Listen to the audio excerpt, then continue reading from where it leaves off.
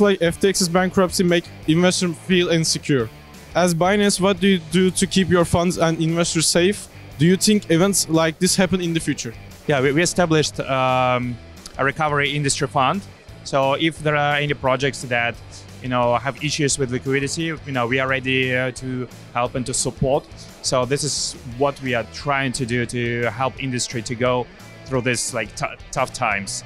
Yeah. Also, as an ecosystem, so overall, we always trying to educate investors, and we're trying to explain users that there are different types, I would say, of tools how they can, how they can manage their own funds, right? So, for example, we think that it's always right of people to do self-custody, and people can do that through, for example, Trust Wallet. It's our wallet, and in case if you have account in Trust Wallet, you have access to private keys, and it means that only you will have access to it.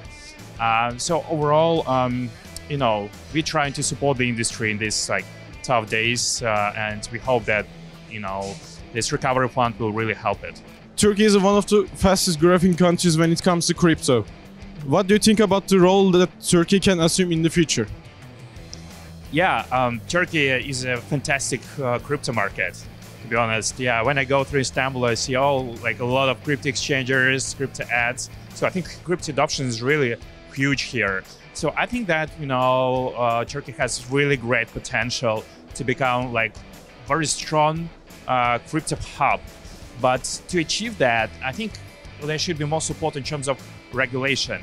We all know that right now it's some kind of gray zone, right? There is no regulation here, and I think that we as industry players, we all should try to to help government to form the regulation that will be loyal to crypto industry. So we consider that one of our main goals in Turkey. Thank you. As my last question today, I want to speak to you about the regulations. As the biggest crypto platform on the earth, do you meet with the European or American regulators to give ideas or discuss the regulations? What do you think about the regulations? What should they be? Yeah, overall, we meet with the regulators all around the globe. Actually, with the Turkish regulators as well.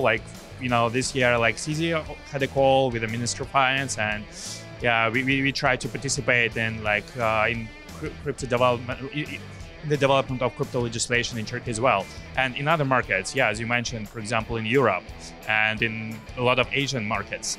So overall, we think that in terms of regulation, there should be KYC and AML procedures, because it's really important for customer protection, to prevent money laundering, and a lot of other bad things, right, that can happen, right? And also we think that global liquidity is actually one of the best user protection mechanisms in the world, because actually if Turkish users, they have access to global liquidity, in this case they will be able to buy and sell at the best price, because if the liquidity is segregated, it means that users will have worse access to to prices.